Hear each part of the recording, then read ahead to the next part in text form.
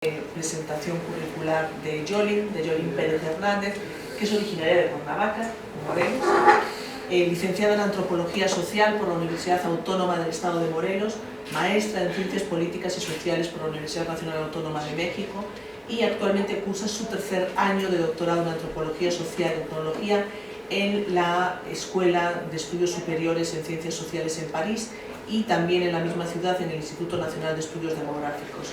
Su tesis doctoral, intitulada Estudios socioantropológicos sobre la autoconservación de óvulos en Francia, es beneficiaria de un financiamiento en la Agencia Francesa de la Biomedicina. Asimismo, participa en la organización de un seminario en la Escuela de Estudios Superiores de Ciencias Sociales y entre sus trabajos más recientes se encuentra, y cito textualmente, Gestación subrogada, una revisión etnográfica para contribuir al debate en México, publicado en la revista Debate Feminista, y próximamente publicará un trabajo con su directora de tesis también. Bueno, querida, pues muchas gracias por tu tiempo y por compartirnos todo lo que nos vayas a contar.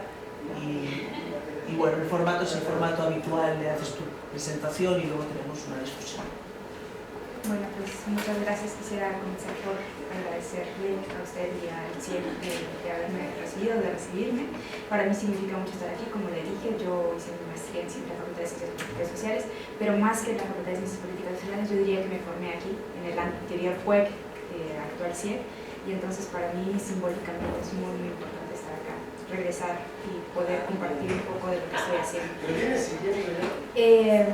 También, bueno, para el día de hoy lo que les quiero proponer como ponencia es una parte de lo que estoy haciendo como tesis doctoral, pero también algunas reflexiones que estoy avanzando y que he avanzado a partir de la revisión que hice para esta presentación.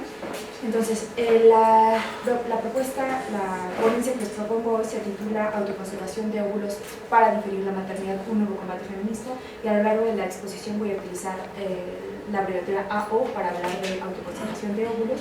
Y como pueden ver, el título de mi presentación tiene dos partes, una propuesta que es autoconservación de óvulos para diferir la maternidad y una pregunta que es si la autoconservación de óvulos es o debería ser un nuevo combate feminista. Cuando le propuse a la doctora Buquer y a la doctora López esta exposición, sin embargo, no había dimensionado los retos que implicaba una reflexión de este tipo, porque, como lo dijo la doctora López, soy estudiante de doctorado en Antropología Social en la Escuela de Altos Estudios en Ciencias Sociales de París y en el Instituto Nacional de Estudios Demográficos, pero mi tesis doctoral no versa sobre México, sino sobre un fenómeno francés que es la autoconservación de óvulos entre mujeres que residen en Francia. Mis referentes teóricos y empíricos son entonces franceses y están desligados por el momento del contexto mexicano. Adicionalmente, las pocas investigaciones que hay actualmente sobre la autoconservación de óvulos en el mundo han sido publicadas y han sido desarrolladas principalmente en los Estados Unidos, en Inglaterra y muy poco en Francia. De hecho, mi investigación es de los primeros estudios que se están haciendo sobre el tema en Francia.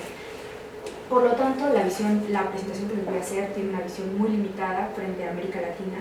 El día de hoy, otras limitantes de mi presentación tienen que ver con que la autoconservación de óvulos no ha sido suficientemente investigada ni en México ni en América Latina, sí otras técnicas de producción asistida, pero no la autoconservación de óvulos. Y una tercera limitante de la propuesta que les hago hoy es que me acabo de interesar, en el doctorado me interesé por este fenómeno social sobre la autoconservación de óvulos. Antes yo trabajé sobre feminicidio y sobre consentimiento sexual, es hasta que llegué al doctorado que hice una propuesta en principio sobre la gestación subrogada en México. Finalmente, por diferentes motivos no pude desarrollar esa propuesta, entonces llevo un año trabajando sobre la autoconservación de óvulos y quisiera aprovechar también esas palabras para decir que quien aceptó dirigir mi proyecto de investigación fue Enrique Porqueres y Gené, que lamentablemente murió el 4 de noviembre del año pasado, víctima del cáncer. Y bueno, también quisiera que esta presentación sea un homenaje a su memoria.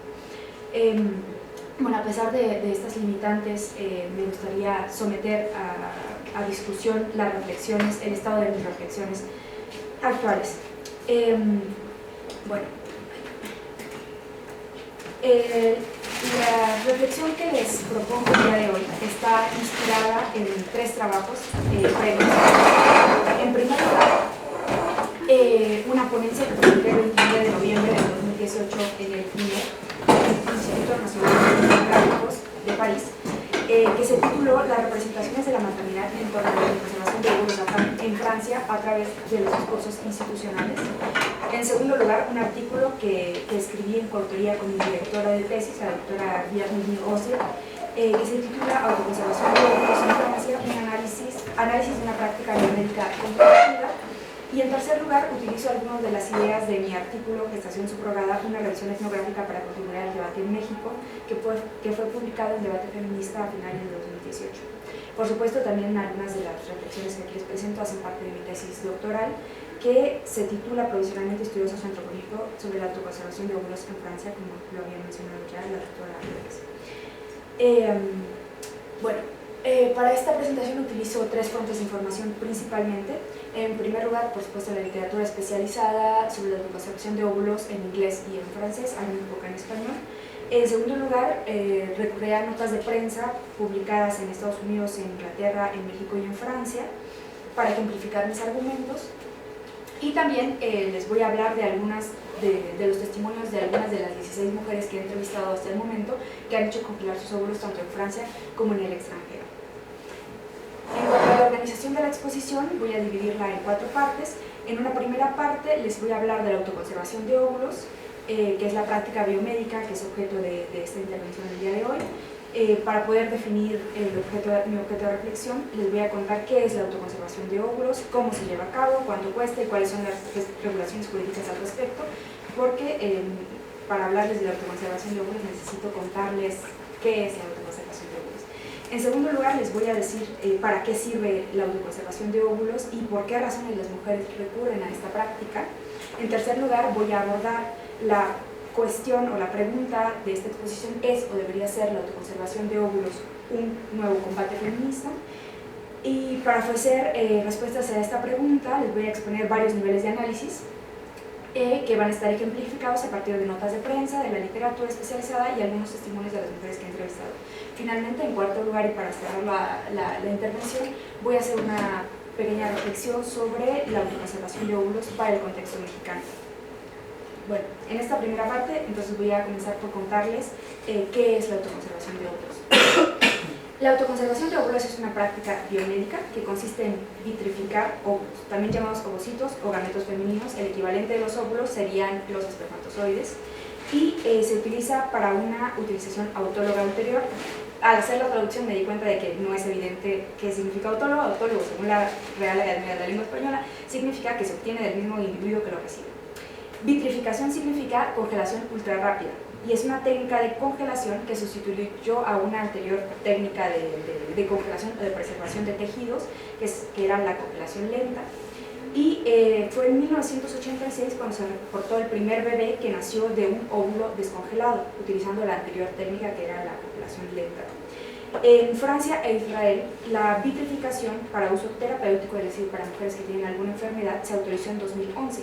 Sin embargo, la técnica fue considerada en los Estados Unidos y en la mayoría de países europeos como una técnica experimental hasta octubre de 2012, cuando la Sociedad Americana de Medicina Reproductiva y la Sociedad para la Reproducción Asistida declararon que la vitrificación no era más una técnica experimental y que la tasa de embarazos obtenidas con óvulos frescos, es decir, que se extraen, digamos, el mismo día y que ese mismo se utilizan o se fecundan, y los óvulos congelados, que son los que se pueden mantener varios años en congelación y después se utilizan, eran similares, es decir, las tasas obtenidas con ambos tipos de óvulos son similares, y estas organizaciones publicaron esta información en este artículo de 2013. Entonces, ahora quisiera contarles cómo se extraen los óvulos para la vitrificación, y encontré esta bonita imagen que lo explica. Los óvulos se obtienen a través de una punción o extracción de óvulos que es precedida por una estimulación ovárica tradicional. Es decir, lo primero que hacen los médicos es darle hormonas a las mujeres durante entre 2 y 15 días, dependiendo del estado de salud de la mujer y de las mujeres. Después lo que hacen es, en un bloque operatorio, las ponen en posición de ginecólogo y con una sonda extraen los óvulos. Después los óvulos se extraen, se limpian, se vitrifican Vitrificar significa que se hace muy rápido la congelación y eso evita que se formen cristales dentro de los óvulos, que son estas células redonditas que tienen mucha agua, entonces tienen que congelarse muy rápido para evitar que se formen cristales dentro de los óvulos y así puedan mantener su calidad. Después lo que hacen los médicos es, bueno, congelarlos y almacenarlos por varios años. No hay un número límite de años en los que se pueden mantener congelados. Se pueden mantener congelados los óvulos 5, 10, 20 años. Y lo que hacen después para utilizarlos es que se descongelan. Las mujeres tienen que someterse a un periodo de hormonación para que el cuerpo pueda recibir esos óvulos. Se fecundan in vitro, es decir, fuera del cuerpo de la mujer, se fecundan en un laboratorio artificialmente. Cuando se fecundan y al 5.º día o 6.º día, no sé muy bien los términos médicos, los términos precisos, pero después se reimplanta como embrión en el útero de las mujeres. Entonces, según la Sociedad Americana de Medicina Reproductiva, cada óvulo congelado tiene entre 2 y 12% de probabilidades de terminar en el nacimiento de un bebé, siempre y cuando las mujeres hagan congelar sus óvulos antes de los 38 años. Hablando de las probabilidades, esto quiere decir que 15 óvulos congelados a la edad de 35 años más o menos ofrecen un porcentaje acumulativo de 80% de probabilidades de tener un hijo. En cambio, una mujer que congela sus óvulos más allá de los 40 necesitará por lo menos 30 óvulos para tener un promedio de un porcentaje de 50% de probabilidades de poder tener un hijo con esos gametos congelados. Eso significa que conforme las mujeres aumentan en edad, también disminuye la calidad de sus óvulos y por lo tanto son necesarios más óvulos que tienen menor calidad para poder ofrecer probabilidades altas de poder tener un hijo con esos óvulos congelados. En términos de efectividad, la edad a la cual las mujeres hacen congelar sus óvulos es mucho más determinante que la edad a la cual las mujeres se hacen reimplantar los óvulos. No hay un consenso médico sobre la edad ideal para recurrir a la técnica, sin embargo, las asociaciones internacionales especializadas en reproducción asistida coinciden en que en todo caso debería hacerse antes de los 40 años.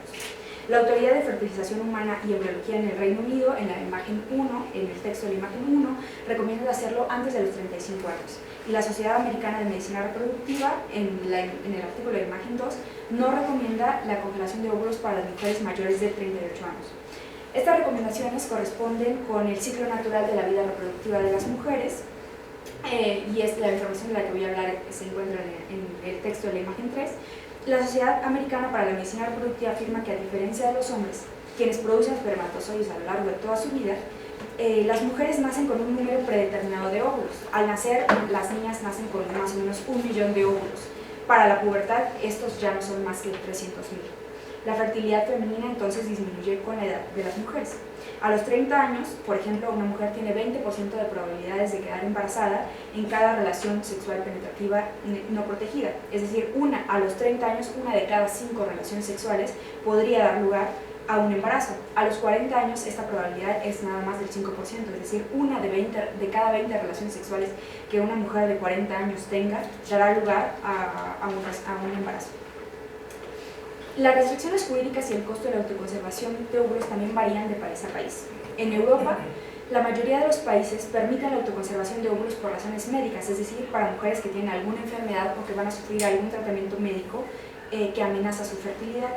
En cambio, casi siempre hay una ausencia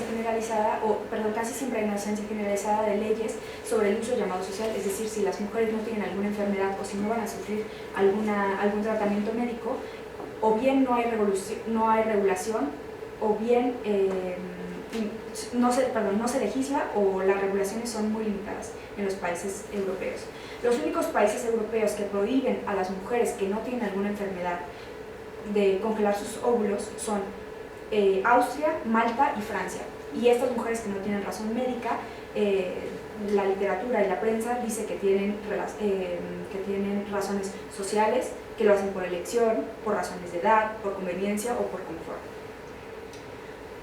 En México no hay regulación federal sobre las técnicas de reproducción asistida, ni sobre la autoconservación de óvulos, aunque según la investigadora Sandra González Santos, el CENATRA y el COFEPRIS, que es entonces Centro Nacional de Trasplantes, y la Comisión Federal para Protección contra Riesgos Sanitarios, tienen algunas regulaciones secundarias o colaterales para las industrias de las técnicas de reproducción asistida y algunos organismos públicos. Yo no sabía, pero en México, por ejemplo, algunos organismos públicos como el ISSSTE y el Instituto de Perinatología ofrecen algunas técnicas de reproducción asistida para sus derechohabientes. Entonces en México también el Estado ofrece algunas técnicas de reproducción asistida. No sé si es el caso de la autoconservación de óvulos, no encontré información al respecto.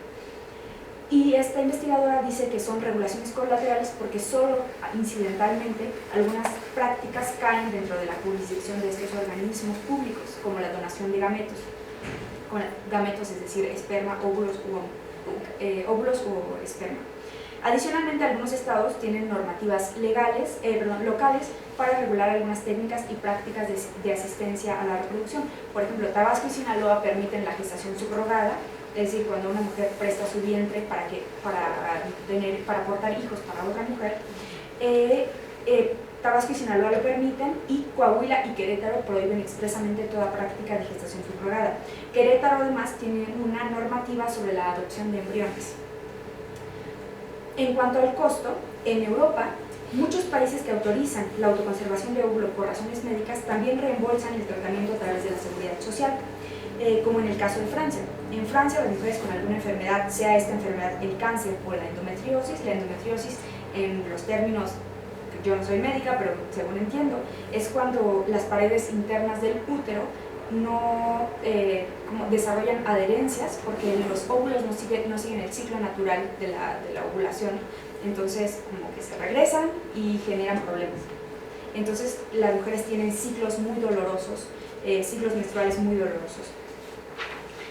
Entonces en Francia la autoconservación de óvulos está permitida y también es pagada por la solidaridad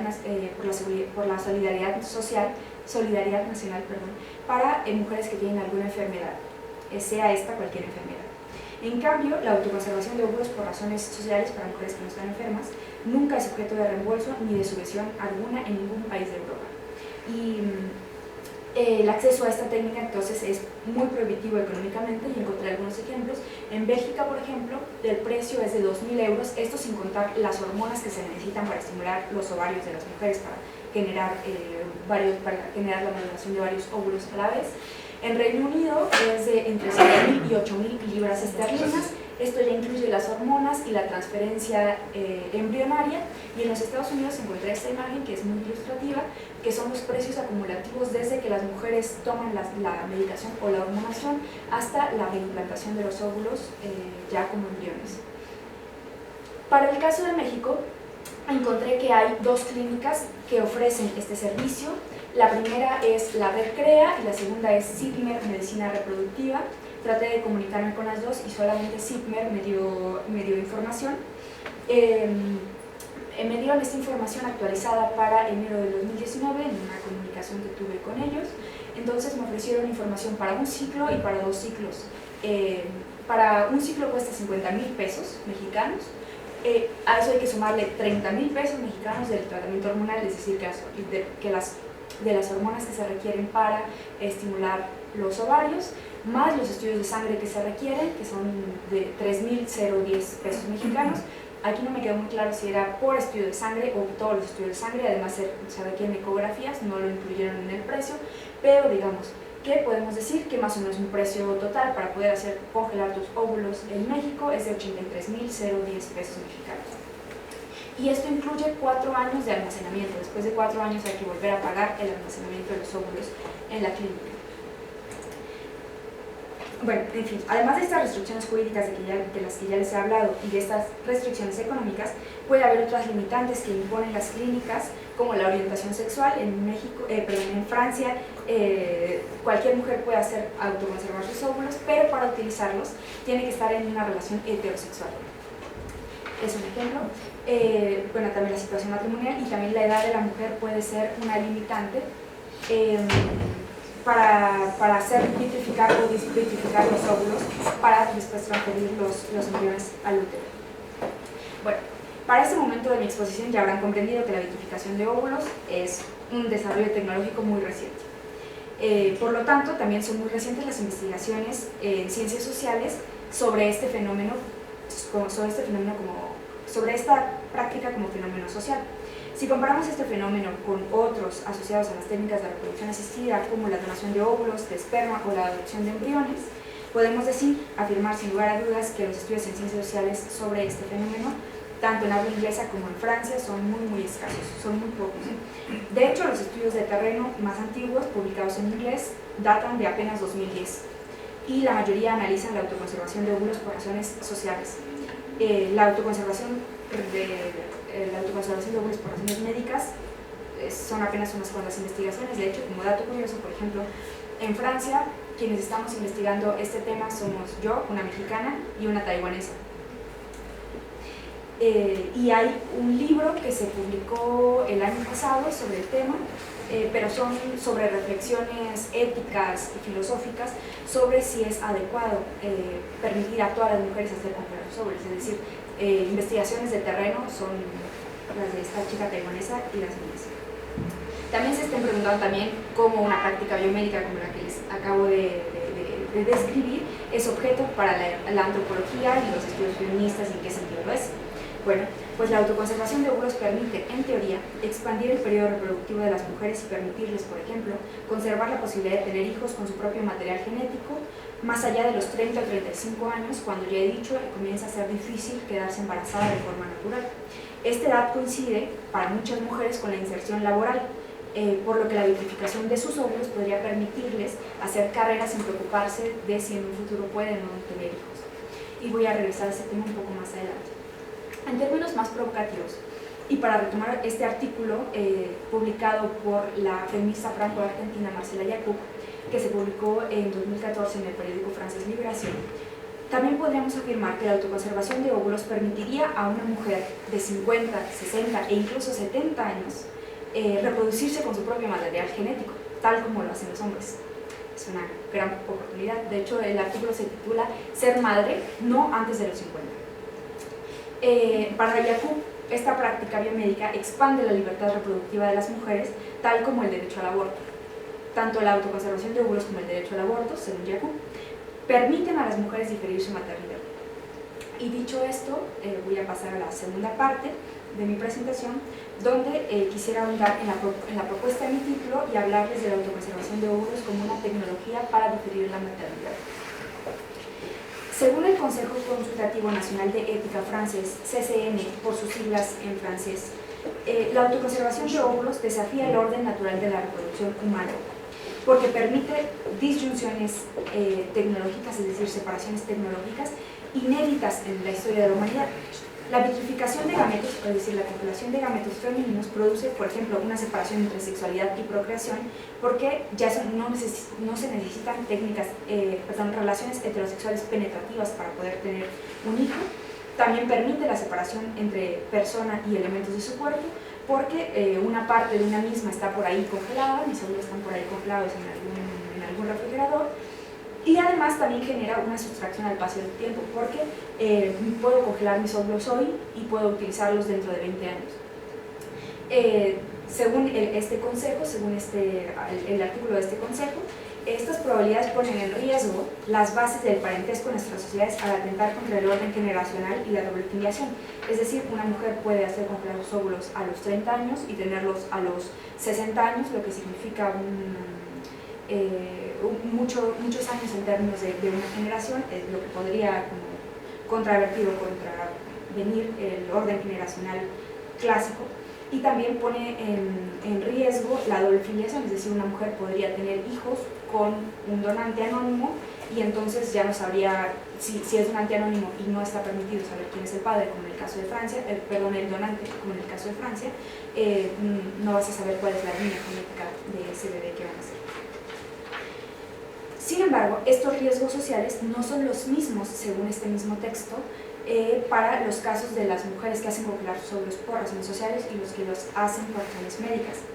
La autoconservación de óvulos solamente pondría en riesgo las generaciones y la doble filiación en el caso de las mujeres que lo hacen por razones sociales o por elección personal.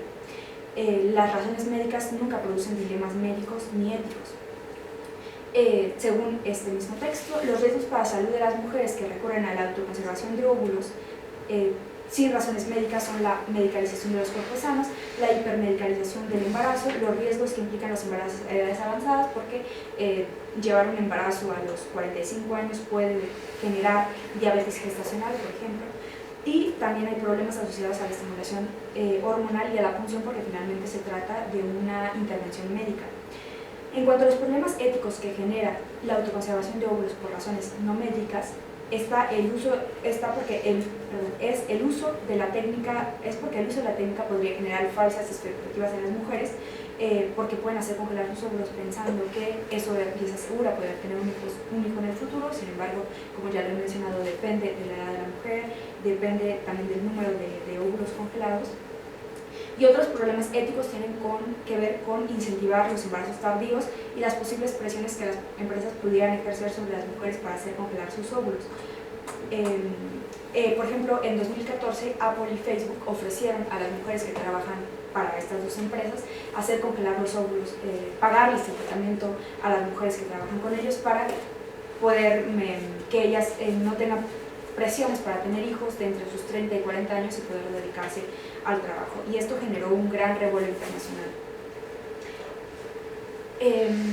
Al igual que el CCN, en el texto anterior, y la literatura, al igual que el CCN, la prensa y la literatura especializada hacen referencia a dos razones principales por las cuales las mujeres hacen conservar sus óvulos: las razones médicas y las razones sociales. Las razones médicas pueden ser, como ya lo he mencionado, patologías malignas, y de hecho se hacen congelar los óvulos antes del tratamiento de quimioterapia o de radioterapia, porque no es la enfermedad la que puede causar infertilidad, sino el tratamiento. Los químicos y el tratamiento de quimioterapia puede generar esterilidad, no en todos los casos, pero en muchos casos puede generar esterilidad en las mujeres. Entonces se hacen congelar los óvulos antes del tratamiento para poder reutilizarlos después. Las mujeres normalmente pueden gestar hijos, pero los óvulos son los que pueden ya no pueden ser fértiles. Entonces, en estas imágenes que seleccioné para el día de hoy, podemos leer, por ejemplo, los encabezados de prensa de este lado, donde está el contexto rojo. A propósito del nacimiento de Elise fue la primera bebé francesa nacida de la descongelación de esta técnica de especificación de óvulos antes de un tratamiento contra el cáncer, y esto sucedió apenas en diciembre de 2015. Y por el contrario, para las mujeres cuyas razones son, entre comillas, sociales, la razón social más importante es normalmente la edad. En este otro título de aquí, por ejemplo, podemos leer: treintañeras y célibes o solteras, las parisinas tentadas para congelar sus óvulos en el extranjero, porque en Francia está prohibido. En el resto de artículos que seleccioné aquí, lo que se lee es que las causas por las cuales las mujeres hacen congelar sus óvulos es porque no tienen pareja después de sus 35 años. También constituyen sus motivaciones principales la motivación principal es no tener pareja después de los 35 años, es decir, no tener pareja a cierta edad. Y esto es cierto tanto para la prensa francesa y para la prensa anglosajona. Como dato chistoso, encontré que en México, tanto Gloria Trevi como la Chicks Rivera, que es hija de Jenny Rivera, han hablado abiertamente de la congelación de sus óvulos. En esta entrevista que pueden encontrar en YouTube, Gloria Trevi dice, por ejemplo, que no está en el momento adecuado para detener el trabajo y tener más hijos, pero tampoco quiere sentir la presión del reloj biológico, entonces hizo congelar sus óvulos para cuando ella esté lista. En esta otra entrevista de la Chicks Rivera, ella dice que no está lista para tener hijos, pero que quiere tenerlos probablemente después de los 40 años, por lo que congelar sus óvulos es una forma de asegurarse que los puede tener. Bueno, también en la literatura especializada, en la literatura académica, se habla de dos razones principales: las razones médicas y las razones sociales. Estos textos, sin embargo, no siempre definen lo que es una razón médica y lo que es una razón social. Normalmente solamente dicen, estudios sobre las razones, sobre la autoconservación de óvulos por razones sociales, por elección. No es, objeto más allá de reflexión cuáles son estas razones. Entonces, estos ejemplos de prensa que les he dado y estos ejemplos de la literatura especializada nos permiten derivar que para las mujeres con alguna enfermedad, la enfermedad es en sí misma la razón para recurrir a la congelación de sus óvulos. Para las mujeres que lo hacen por elección hay otras razones, como la edad o el celibato, por la soltería. O bien también para poder continuar con su carrera profesional sin preocuparse por su futura maternidad. Dado que pues, las enfermedades nunca son eventos previstos en la vida de una persona, son inesperados y siempre están fuera del control de las mujeres, la autoconservación de los óvulos de mujeres, entre comillas, enfermas, representa una no elección para ellas. Para las mujeres con razones sociales, entonces, sería una decisión recurrir a esta técnica para poder tener hijos en el futuro. Es interesante notar, sin embargo, que para las mujeres con alguna enfermedad, la literatura especializada nunca se plantea cuáles son los riesgos asociados a los embarazos a edades avanzadas o cuáles son los riesgos asociados a la estimulación hormonal y a la punción, porque por ejemplo para mujeres que tienen cáncer normalmente hay que hacer una pausa en el tratamiento para poder llevar a cabo la estimulación hormonal y extraer los óvulos, lo que significa hacer un paréntesis en el tratamiento médico. Tampoco la literatura se plantea si es ético o no crear falsas esperanzas en estas mujeres que tienen alguna enfermedad de que en el futuro van a poder tener hijos. Esta investigadora, Kari Harwood, dice entonces que el hecho de tener una enfermedad constituye una legitimación moral de la que carecen las mujeres que lo hacen por elección, es decir, por razones sociales o por razones de edad. Dicho esto, quisiera avanzar sin demora a la tercera parte de mi exposición, donde les voy a hablar sobre si la autoconservación de óvulos es o debería ser un nuevo combate feminista. Y para esto voy a comenzar por retomar el cuadro anterior. Como he mencionado, en teoría, solamente la autoconservación de óvulos por razones sociales o por elección personal sería, valga la redundancia, una decisión personal y por lo tanto un ejercicio de la autonomía reproductiva de las mujeres.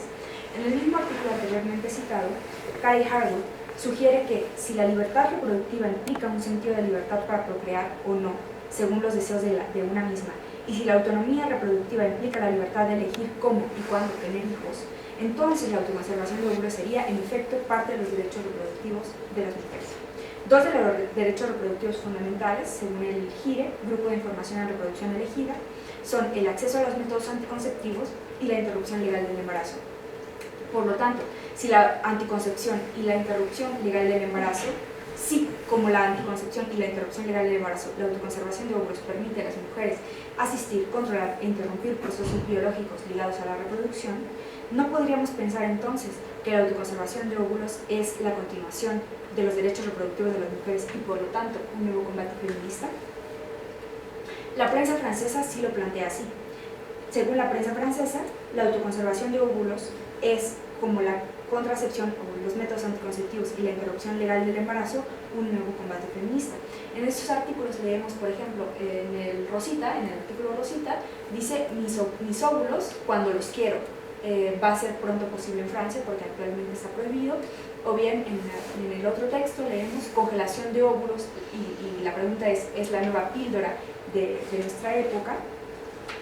Y en este otro texto más largo, una asociación, un colectivo que es el colectivo BAM, que significa Asociación Francesa de Pacientes de la Asistencia Médica a la Procreación y Personas Infértiles, lanzaron una petición en la plataforma change.org en la que se lee: si usted está por la libertad de las mujeres, por la autonomía, por el derecho de las mujeres a decidir por ellas mismas, por la autoconservación de óvulos para la preservación de la fertilidad, gracias por firmar y compartir esta petición. Este primer encabezado, el Rosita, es interesante porque hace un paralelo entre la autoconservación de óvulos y el eslogan "un hijo si quiero, cuando quiero". Este eslogan fue popularizado por las mujeres francesas que se movilizaban a finales de los 60 y durante los 70 para demandar la despenalización de los métodos anticonceptivos y posteriormente del aborto. Estos ejemplos de la prensa francesa muestran que la autoconservación de óvulos se presenta como un ejercicio de la autonomía de las mujeres, como un nuevo derecho a conquistar, en fin, como un nuevo combate feminista. Esta representación, sin embargo, solamente aplica para las mujeres cuyas razones son sociales o las mujeres que no están enfermas. Las mujeres con razones médicas, como la endometriosis o el cáncer, parecen no tener opción más que hacer congelar sus óvulos. hacer congelar sus óvulos sería entonces un ejercicio, no sería entonces un ejercicio de su autonomía reproductiva, sino una no decisión en términos del cuadro que ya les he expuesto.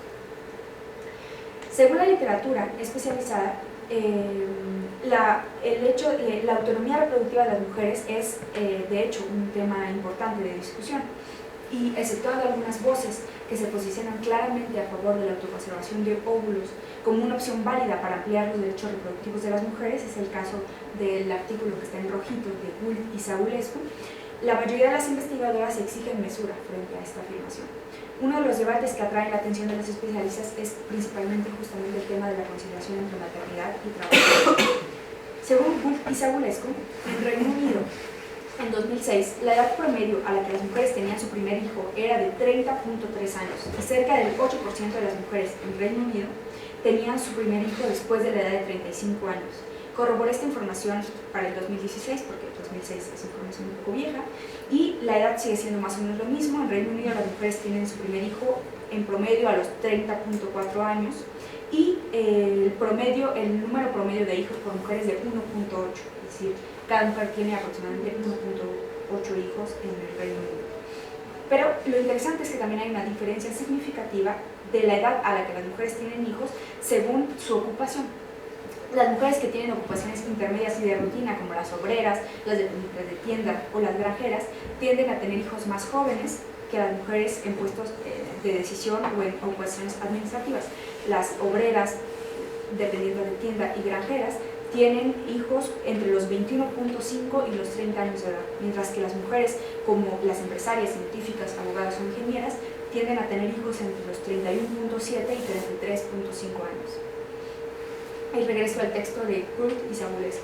Según este mismo texto, las mujeres que buscan diferir su maternidad por motivos profesionales pueden disfrutar de muchos beneficios si congelan sus óvulos.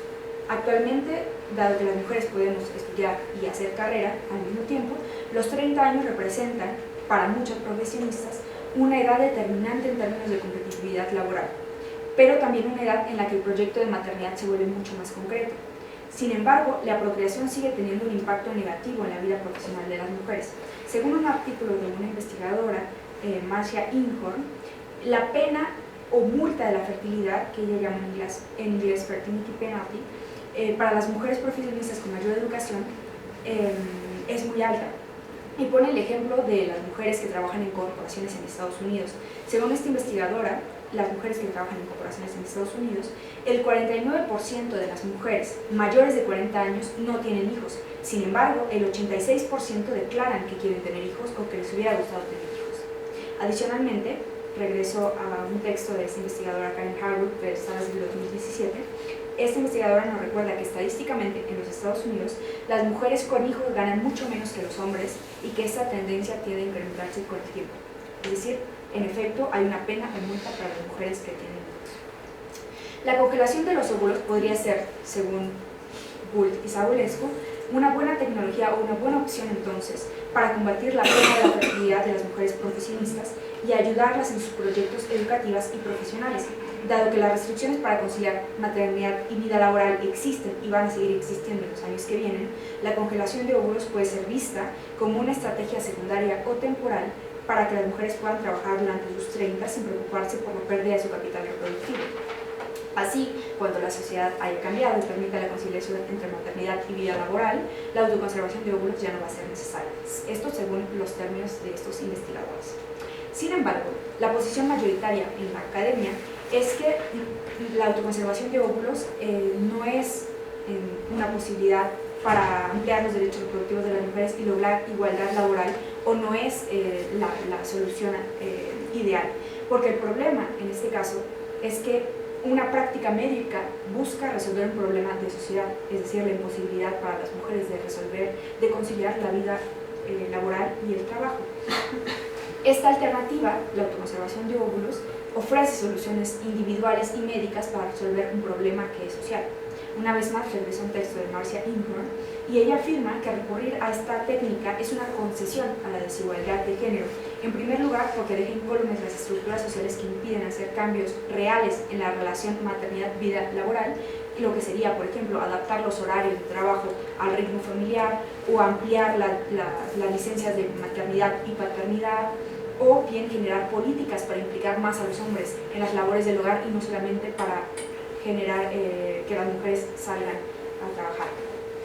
Y en segundo lugar, según esta investigadora, la autoconservación de óvulos contribuye a perpetuar el mandato de la maternidad, porque finalmente la norma es tener hijos, sea preferiblemente biológicos, sea por vía natural, y si no, siempre está la tecnología para ayudarnos a tener hijos. Adicionalmente, el acceso a esta tecnología continúa reservado a un pequeño número de mujeres privilegiadas. Los pocos estudios de terreno actualmente existentes, basados en cuestionarios o entrevistas, han dibujado un perfil bien particular de las mujeres que recurren a esta práctica por razones sociales. Esas mujeres son mayoritariamente mujeres sin pareja, en sus tardíos 30, alrededor de los 37 a 38 años, son profesionistas, tienen trabajos estables y también mayoritariamente son mujeres blancas. Y aunque tampoco esto no es información concluyente, este perfil también parece corresponder a las mujeres que yo he entrevistado en Francia. Teniendo en cuenta la escolaridad y la profesión de las mujeres que tanto mi directora de tesis y yo hemos entrevistado en proyectos de investigación distintos, mujeres que señalan que la enfermedad no es una causa para recurrir a la autoconservación de óvulos, todas estas mujeres pertenecen a categorías socioprofesionales elevadas. Todas las mujeres que hemos entrevistado han hecho mínimo licenciatura y máximo tienen doctorados y trabajan como funcionarias públicas, institutrices, trabajadoras sociales, profesoras investigadoras, cirujanas u odontólogas. Según el análisis que la doctora Rosé, mi directora de tesis, y yo hemos hecho en el artículo que escribimos en conjunto, la vitrificación de óvulos ofrece a estas mujeres la sensación de alejarse del sentimiento de pánico que genera la edad y el celibato en los tardíos 30. Como afirma Remedios, que es una de las mujeres que yo entrevisté, Remedios tiene 30 años, es doctora en sociología y trabaja como profesora temporal en una universidad francesa. Hacer uso de esta tecnología sirve para, cito sus palabras, estar menos angustiada frente a la idea de estar sola, de forzarme a abandonar el celibato para entrar en un proyecto de vida un poco precipitado. Termina la cita. Y con proyecto un poco precipitado, ella se refería a tener hijos con una persona con quien ella estaba segura de que no podría tenerlos.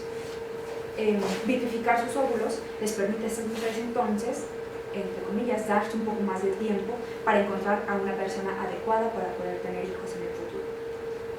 Las mujeres que mi directora de tesis y yo hemos entrevistado, que han hecho congelar sus óvulos, tienen, sin embargo, historias de vida complicadas. Estas historias las han empujado a no tener hijos o a no querer tener hijos a pesar de tener un fuerte deseo de maternidad. Muchas recurren a esta técnica después de una ruptura amorosa después de los 30 o 35 años. Sin embargo, para ellas la cuestión no es tener hijos a cualquier precio, sino tenerlos en el marco de una relación estable, en la mayoría de los casos heterosexual, con un hombre que sea a la vez pareja y padre biológico de los hijos que ellas van a gestar con sus propios óvulos. Como afirma Violeta, que es otra de las mujeres que yo entrevisté, quien tiene 39 años, es trabajadora social y tiene endometriosis, cito sus palabras, el proyecto no es ser madre a todo precio, sino ser madre si todas las condiciones se reúnen. Esas condiciones son tener un padre, tener un proyecto reflexionado, unas ganas muy fuertes de la parte del padre de tener un hijo, valores comunes y la voluntad de crear una familia. Termina la cita. Las mujeres que la doctora Rosé y yo hemos entrevistado coinciden en que esta práctica les permite ser arquitectas de su destino y no dejar toda la naturaleza. Consideran que esta tecnología les permite poner todas las opciones de su lado y evitar remordimientos futuros. Esta sensación, sin embargo, es compartida tanto por las mujeres que tienen razones sociales y las mujeres que tienen razones médicas. Por ejemplo, Frida, y le escogí este sobrenombre por Frida Kahlo, quien tiene 28 años, es funcionaria pública, tiene maestría terminada, tiene quistes en los ovarios y una adenomiosis. Una adenomiosis es una variante de endometriosis. Vitrificar sus óvulos le permite tener una posibilidad de más, dejar una puerta abierta en caso de que quiera tener hijos en el futuro. O bien, como señala Tania, quien tiene 32 años, es editora independiente, tiene una licenciatura terminada y tuvo cáncer de mama. La autoconservación de óvulos me ha ofrecido, cito, la autoconservación de óvulos es, cito, una gran libertad para saber si quiero hijos o no en el futuro.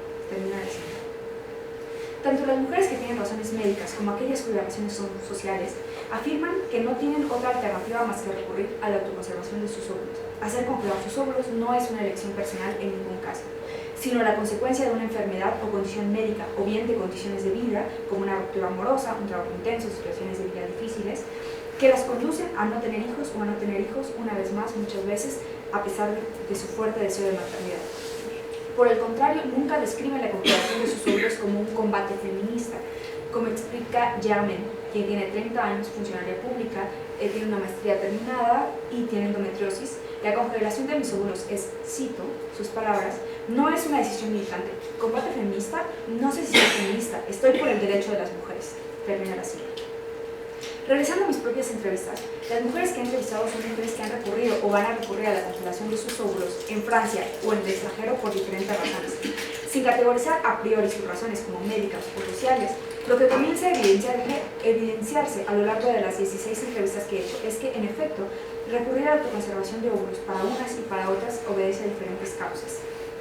Para la mayoría de mujeres que tienen una enfermedad, sea endometriosis, adenomiosis, cáncer de mama o tumores, la enfermedad es la razón por la cual recurren a esta práctica. Por ejemplo, cuando les pregunto cuándo comienza tu historia con la congelación de tus óvulos, la historia de estas mujeres comienza casi invariablemente con el descubrimiento de una enfermedad. De hecho, la autoconservación de óvulos y la hormonación y la extracción de los óvulos es normalmente el primer tratamiento médico. Eso inaugura su tratamiento médico, sea en cualquier caso, endometriosis, cáncer de mama o tumores. En cambio, para las mujeres, entre comillas, sanas, las motivaciones para congelar sus óvulos siempre son otras. Remedios, por ejemplo, una vez más el caso de Remedios, quien tiene otra vez 30 años, es doctorada y trabaja como profesora temporal en una universidad, ha comenzado a contemplar la congelación de sus óvulos después de haberse separado de su pareja con quien estuvo 4 años y medio. Orlando, quien tiene 40 años, es doctora y profesora universitaria y profesora investigadora en una universidad en París, viajó a España para congelar sus óvulos porque, cito, tenía 35 años y no tenía pareja. En tanto, Mari, quien tiene 39 años, una maestría terminada en acústica y trabaja como acusticista, esta no sé si sea la traducción adecuada o si esto exista, pero es acusticista, o sea, que dedica a hacer cosas de sonido. Ella viajó a Bélgica para recurrir a esta técnica porque, cito, tenía 35 años, no tenía pareja y mi vecina, que tiene la misma edad que yo, estaba experimentando problemas de infertilidad. Regresando a la pregunta de este apartado, ¿es o debería ser la autoconservación de óvulos un nuevo combate feminista? Pienso que el debate está abierto y que es demasiado pronto para saber si es o no un combate feminista en este estado del conocimiento porque no tenemos mucha información del terreno.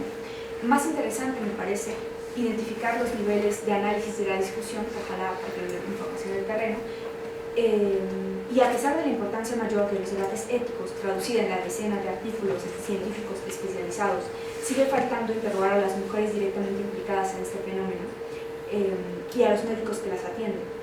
Y esta espero que sea una de las aportaciones de mi tesis doctoral. Entonces, como a modo de conclusión, quisiera hacer una reflexión para el caso mexicano. Como ya he mencionado, en países como Inglaterra y en la mayoría de países europeos, Francia incluido, el recurrir a la autoconservación de óvulos acompaña tendencias demográficas, particularmente la maternidad tardía, que se asocia a la reducción en el número de hijos y al aumento en la edad de la primera maternidad. En México, sin embargo, la realidad es otra. Aunque en nuestro país el número de hijos por mujer se ha reducido notablemente en las últimas décadas, ha pasado de 6.8 hijos en 1960 a 2.2 hijos en el 2016, según información del Banco Mundial, y aquí puse mis fuentes.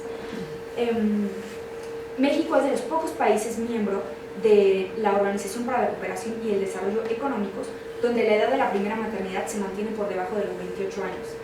Asimismo, también la Organización para la Cooperación y el Desarrollo Económicos, diferir la maternidad es una tendencia estadística en la mayoría de países miembros, que se traduce en una reducción importante del número de embarazos. El promedio para los países contabilizados por la OECD es de 12.4 nacimientos por cada 1000 mujeres de entre 15 y 19 años. En México, sin embargo, es de los pocos países que, junto con Chile, el embarazo adolescente sigue siendo un fenómeno muy elevado en términos numéricos. Actualmente, en México, 66.2 nacimientos sobre 1000 son de mujeres entre 15 y 19 años. Finalmente, en algunos países como Australia, Finlandia, Alemania, Noruega y Reino Unido, actualmente las tasas de fertilidad entre mujeres de 30 a 34 años son mayores que entre las mujeres entre 20 y 29 años. Esto significa que en estos países las mujeres tienden a tener hijos entre los 34 y 34 años y no entre los 20 y 29. En México, sin embargo, las mujeres tienen hijos o tienden a tener hijos entre los 20 y los 24 años. Entonces mi pregunta es, ¿cómo podemos pensar la autoconservación de óvulos para el caso mexicano? Bueno, la verdad es que mentiría si digo que tengo una respuesta para su pregunta, pero plantearla ya es un avance, dado que no hay muchas investigaciones en América Latina, y plantearla en su contexto también constituye un avance. La hipótesis de las investigadoras que han desarrollado estudios sobre la autoconservación de óvulos en países de Europa y en Estados Unidos indican que esta práctica biomédica está asociada con estas tendencias demográficas que les he mencionado. ¿Cómo explicar, sin embargo, que haya empresas que ofrecen la autoconservación de óvulos en México, dado que México no sigue estas tendencias demográficas? Y pienso que dos datos pueden ser interesantes para comenzar a pensar este fenómeno.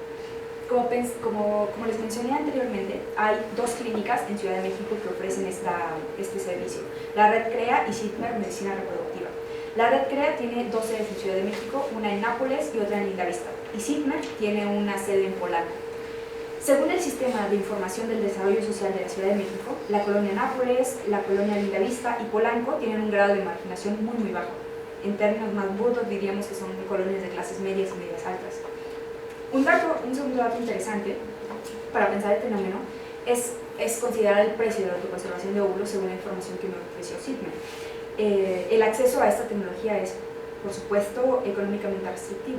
Cada ciclo de autoconservación de óvulos, recuerdo, cuesta 83,010 pesos mexicanos. Si comparamos este costo con el salario mínimo en México, podemos darnos una idea de cuántas personas pueden pagarse esto. Para el 2018, según la Comisión Nacional de los Salarios Mínimos el salario mínimo en México era de 2,686 pesos mexicanos. Por lo tanto, llevar a cabo un solo ciclo en CITMER sería equivalente a 30 salarios mínimos. Finalmente, según el Coneval, que es Consejo Nacional de Evaluación de la Política y Desarrollo Social, en 2016, la mitad de la población de México vivía en situación de pobreza o de extrema pobreza. ¿Cuántas mujeres pueden permitirse entonces costear la autoconservación de óvulos en México? No lo sé, pero es una pregunta interesante para comenzar investigaciones. El paisaje se antoja interesante para avanzar algunas preguntas de trabajo finales. ¿No podría ser acaso el caso mexicano contravenir las hipótesis desarrolladas en los Estados Unidos, Inglaterra y Francia, donde se afirma que la autoconservación de óvulos acompaña las tendencias demográficas descritas? ¿Y qué significa para un país como México, con altos grados de pobreza, la emergencia de un mercado en autoconservación de óvulos? Muchas gracias por su atención y gracias por su pregunta.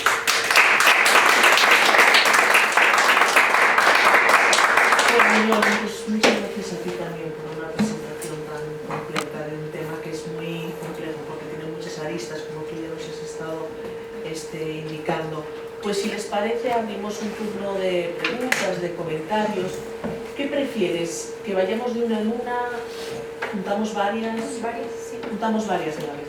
Vale. Yo tengo una curiosidad y abuso del papel que tengo de moderadora. Y es por qué elegiste este tema para tu investigación doctoral. Bueno. Hola, Yeri. Bueno, ya te había comentado que tu investigación es muy interesante. Tengo dos preguntas. La primera es, nos has hablado mucho de los argumentos a favor en tu presentación, ¿no? Pero a mí me gustaría que nos hablaras del conflicto. ¿Cuál es la oposición a, digamos, que este nuevo movimiento? Y la segunda es sobre este giro que le estás dando sobre los movimientos feministas, ¿no? Entonces, una virtud que han tenido o algo que ha ayudado bastante a los otros movimientos feministas que mencionas, como la interrupción legal del embarazo y han sido que han logrado establecer un eje entre distintas clases sociales, por ejemplo, que hacen que pues, tengan un apoyo generalizado entre todas las mujeres. Lo que yo veo en este caso es que este movimiento es un movimiento de cierta clase, de ciertas élites, de cierto grupo más en el caso social. Entonces, ¿cuál crees tú que podría ser el eje que uniera a los grupos sociales en favor de esto? Si le ves futuro a este movimiento dentro de los movimientos feministas.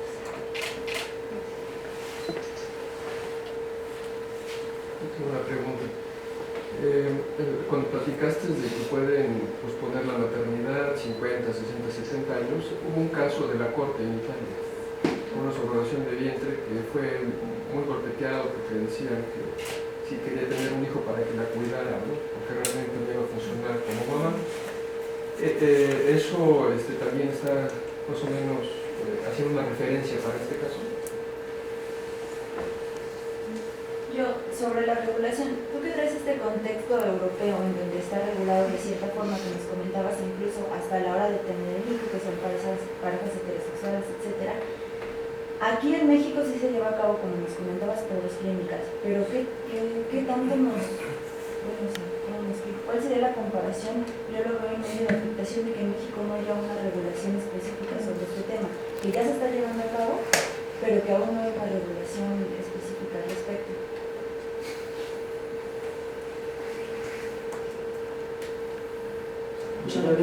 Sí, claro. Lo ves en función, efectivamente, de la imposibilidad de la mujer de determinada edad ya no es fértil. Pero en el caso de la pareja que pudiera, en todo caso, fertilizar en su momento, ¿cuál es la situación? Porque obviamente la mujer envejece, pero igual va también en el sentido de que tanto el papá como la mamá de ese embrión que surgiera tendría que ser necesariamente pues joven también para poderla fertilizar, ¿no? Yo veo que ahí hay una situación un tanto compleja, porque también los varones ya a determinada edad dejan de ser fértiles, o por lo menos ya no podrían fecundar con tal vez a un niño sano, ¿no? Y la otra cuestión es efectivamente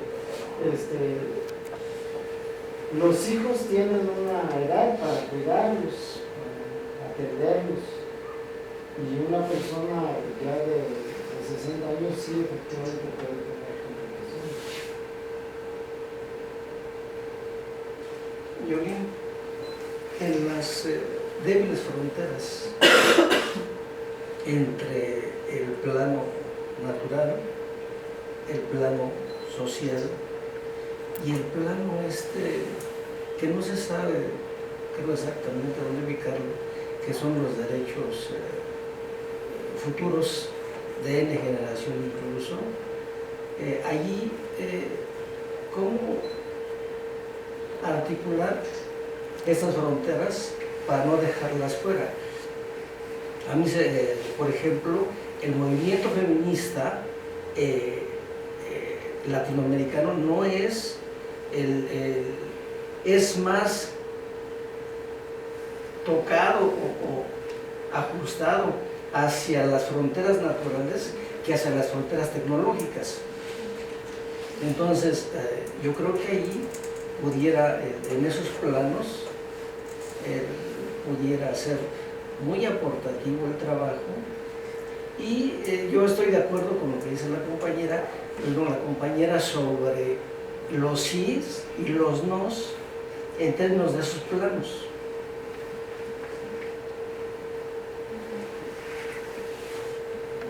Gracias. Muy interesante. No te he escuchado exponer sobre tu tesis, y muy complejo, porque claro, puede ser una posibilidad para muchas mujeres, quienes tengan los recursos económicos, obviamente, que ya estamos hablando de que es muy limitado, pero también pensar, y esa sería como, lo escuché en tu conclusión, pero dices que todavía falta tiempo para hacer aseveraciones, pero hasta dónde también entonces es el sistema el que nos está arrojando a las mujeres a tomar esas decisiones. O sea, y entonces no lo venden como puede ser una lucha, es su autonomía. Entonces, ¿hasta dónde es el mismo sistema que nos dice aplace sus deseos para quienes quieren ser madres, por ejemplo? Porque pues hay unas prioridades, su carrera, sus estudios, Y entonces se puede convertir en esto de que nos venda más bien una idea de que, a ver, es por usted. O sea, le estamos haciendo un favor, ofreciéndole oportunidades médicas para que algún día pueda ser madre, pero realmente, pues no sé, pero creo que en el trasfondo de todo es como una utilización de la mujer, una manipulación de lo que podríamos querer ser. Entonces caemos en el mismo juego del sistema patriarcal. No sé, si se vaya por ahí, pues dices que todavía es rápido para hacer esa aseveración, esperemos que termine la tesis, pero pues sí creo que es muy complejo por ese lado. Bueno, respondo y me parece bueno, ¿por qué elegí este tema? Todo ha sido azares del destino. No azares del destino, pero mi proyecto de investigación original era sobre la gestación subrogada en México.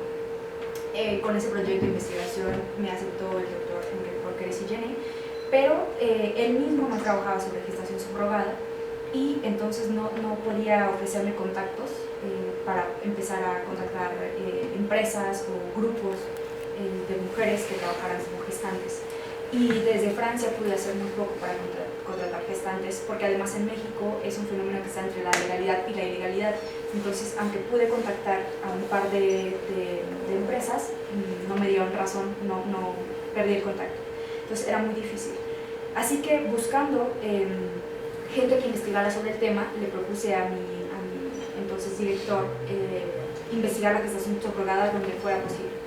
Y uno de los nichos de investigación era la India, donde en ese entonces estaba permitido a extranjeros y nacionales por razones altruistas o pagándole a las gestantes.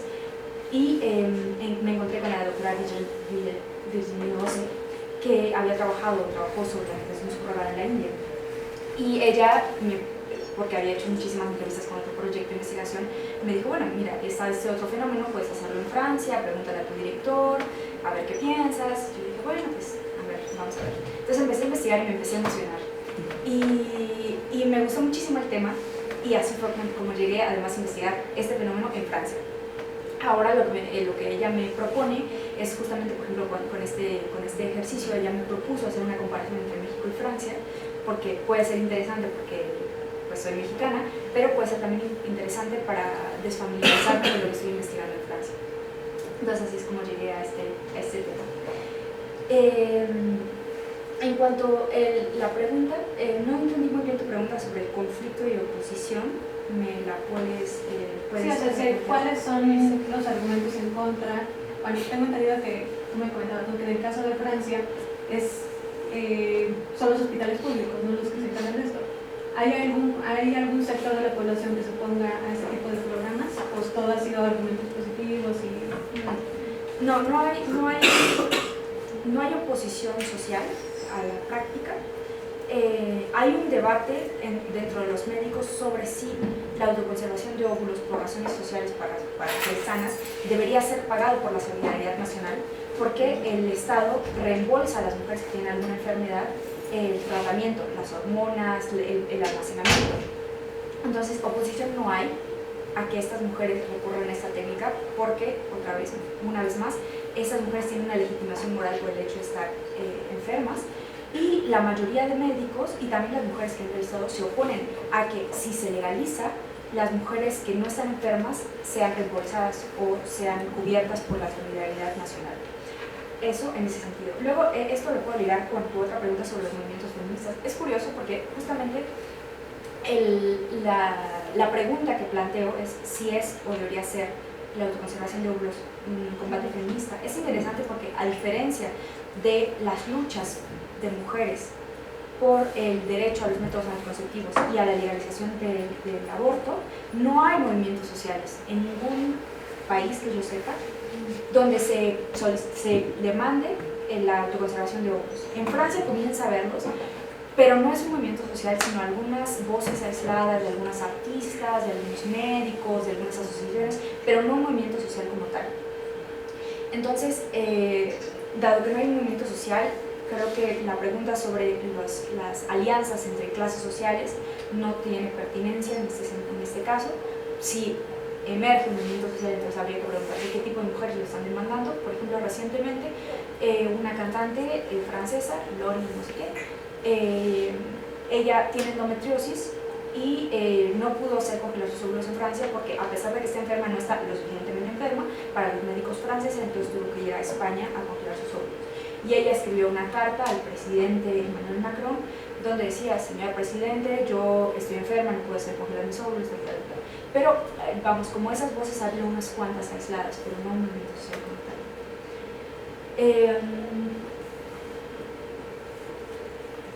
Lo de posponer la maternidad para tener un hijo, lo del caso italiano.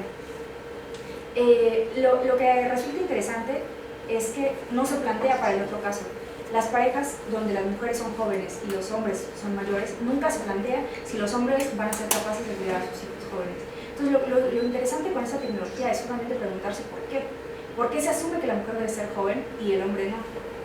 Entonces, más que, creo que el debate puede ser en efecto un debate más filosófico y más ético. Yo lo que trato de hacer es una discusión a partir de mis datos empíricos, una discusión más antropológica, feminista.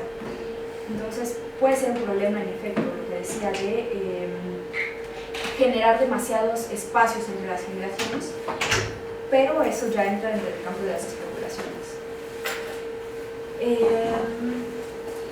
Lo de si no hay regulación jurídica y cuáles son las implicaciones de la comparación entre México y Francia. De hecho, pensaría que el caso francés es una excepción, porque en Francia es una institución pública, una institución del Estado la que regula la ética, que es la Agencia de Biomedicina, también está el Consejo Consultativo Nacional de Ética. Entonces tenemos varias instituciones de bioética que se encargan de regular todas las prácticas médicas y tecnológicas en torno a, no solamente a los gametos, óvulos, esperma, también investigación sobre embriones, donación de órganos, todo lo que implica el cuerpo humano. Hay instituciones públicas que lo regulan, pero no es el caso de todos los países. Por ejemplo, en Estados Unidos son las asociaciones médicas, las asociaciones de bioética las que se encargan de dar algunas luces sobre cuáles son las buenas prácticas médicas. Tampoco es el caso, bueno, son los dos casos que conozco, pero el problema en México es que ha habido propuestas de regular las técnicas de reproducción asistida, pero por diferentes motivos no han pasado. Entonces, no sé hacia dónde va a avanzar el caso mexicano, sí hacia las asociaciones que regulan las prácticas o hacia instituciones del Estado que regulan las prácticas biomédicas, pero en todo caso me parece importante regular. No sé si esa era tu pregunta. Lo del hombre fertilizador. En efecto, sí, no hay muchas investigaciones hasta donde sé sobre los efectos que tiene en los hijos la edad del padre. Pero hay algunas investigaciones que han empezado a salir que dicen que en efecto los hombres que tienen hijos después de los 60 pueden tener algún tipo de enfermedades. Lo interesante es que tampoco hay regulaciones al respecto, como creo que no lo mencioné, pero en Francia las mujeres pueden recurrir a las técnicas de reproducción asistida hasta los 43 años, que es en teoría la edad límite según la medicina para recurrir a las técnicas de reproducción asistida. Esto no es en todos los casos, en España me parece que es hasta los 50 años, entonces son edades que están en discusión. Pero recientemente creo que la Comisión de Ética en Francia envió un lineamiento o publicó algún lineamiento que dice que no hay que ofrecerle, o que no debería ofrecerse técnicas de reproducción asistida a los hombres mayores de 60 años, aunque la mujer sea más joven. Entonces, es muy reciente y es una excepción, pero no sé, decir que ambas personas deberían ser jóvenes para criar hijos también creo que entra dentro del campo de la filosofía, de la ética, de la especulación, y por el momento mi discusión no va por ahí. Lo de las fronteras entre lo natural y lo social y los derechos de las futuras generaciones, sí, lo he leído y también lo he escuchado de algunos médicos en Francia que dicen que los niños tienen derecho a tener un padre y una madre que les puedan cuidar, pero eso también sería asumir que los niños tienen derecho a tener un padre y una madre. sea, un hombre y una mujer. No sé, es interesante, pero no me metería por ahora en ese campo. Pero sí, en efecto, lo que trataba de hacer en la primera parte de esta discusión justamente es pensar cuáles son... Tu pregunta es difícil. ¿Cómo se puede articular una tecnología que empuja las barreras naturales de los ciclos, del ciclo reproductivo de las mujeres para generar modificaciones a nivel social? Pero tendría que pensarlo. Tu pregunta es, sí, no tengo una respuesta por ahora más clara. Y también lo que decías, Ángela, es muy interesante porque justamente una de las estrategias que han encontrado las clínicas en Estados Unidos para venderle a las mujeres la conservación de óvulos es la idea de la autonomía y de la libertad. Si usted es autónoma y si es libre y si quiere conservar su libertad y su autonomía, entonces haga conservar sus óvulos. Pero es una estrategia de venta por un lado, pero por otro lado también es una discusión un tema que está abierto a discusión en el campo de la ética. Sí, justamente la autoconservación de óvulos es o debería ser un combate feminista porque amplía nuestros derechos reproductivos, nuestra autonomía sexual, nuestra emancipación, y en qué sentido lo hace. Entonces, creo que este tema de la venta del discurso de la lucha por la autonomía y de las prioridades de las mujeres tiene diferentes niveles de análisis que hay que pensar. No sé si tienen más comentarios o preguntas.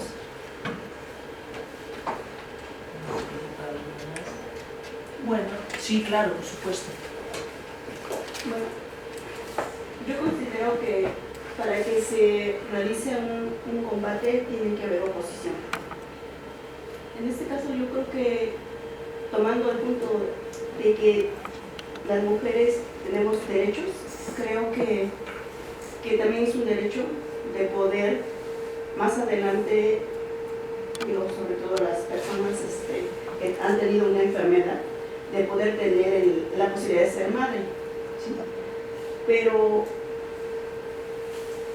desde el punto de vista moral, ¿hasta qué edad moralmente sería posible que esa madre dijera, bueno, tengo ya 50 años y voy a utilizar el óvulo que congelé y tengo que buscar una persona idónea, adecuada? ¿Qué también? O se entiende que son parejas o tiene que buscar una persona idónea.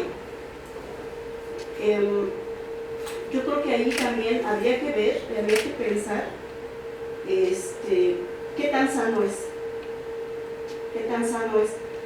Pero comentas también, no sé, brincando, pero comentas también que ya hubo una niña que nació con este método, de esa forma. ¿En qué situación nació esta niña? ¿En qué situación se está desarrollando? Física o emocionalmente. No sé si tengas esa información y puedas proporcionar. Muy bien. Tengo otra pregunta. Todavía no hay más o menos el tiempo de cuándo es lo mejor para tener identificados los ovocitos. Esto es razón porque los embriones, que fueron mucho antes, se hablaba de 12 años, ¿no? Y hay un caso en la India. Entonces no sé por el daño que pueda haber en el material genético, ¿no? En esa situación, porque no nada más es vitrificarlo, sino luego otra vez volverlo a activar, ¿no? O sea, todo ese proceso. Y la otra es la cuestión hormonal a las mujeres para extraer los ovocitos. Es una situación muy delicada. A mí me tocó que estudié en España, que había muchos engaños incluso para las mujeres que no eran europeas y principalmente americanas, pues que las engañaban para que pudieran extraer sus ovocitos por una cuestión económica, ¿no? Y no sé si eso está muy bien con el consentimiento previo informado para estas técnicas, porque muchas veces pues puede haber daños colaterales muy costosos, ¿no?